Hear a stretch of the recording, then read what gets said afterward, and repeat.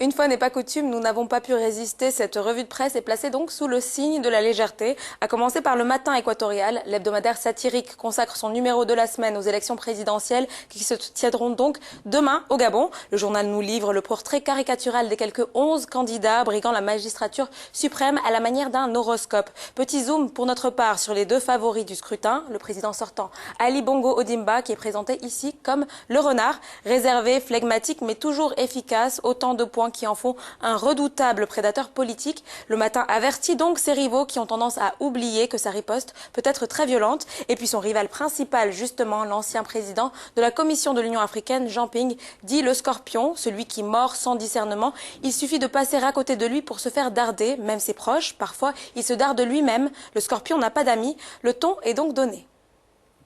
Un regard à présent sur OK Africa, le magazine panafricain en ligne scrute la toile et plus particulièrement ce qui fait le buzz sur le Twitter africain. Après le très connu If Africa was a bar, si l'Afrique était un bar, il y a un an de cela, c'est le hashtag If Africa was a school qui suscite l'intérêt des internautes africains. Si l'Afrique était une école, c'est la question à laquelle beaucoup ont répondu donc hier à coups de mimes, de gifs et plus hilarants les uns que les autres. Qui a dit que l'on ne peut pas rire de tout? Ces internautes semblent penser le contraire en tout cas. Regardez par exemple cette illustration d'une rencontre fortuite, plutôt tendue dans les couloirs de l'école entre le Soudan et le Soudan du Sud.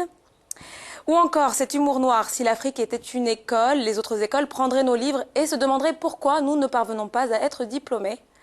Et puis cette photo qui ironise sur le très long règne du président zimbabwéen Robert Mugabe, votre proviseur, mais aussi celui de vos enfants et de vos petits-enfants, écrit un internaute.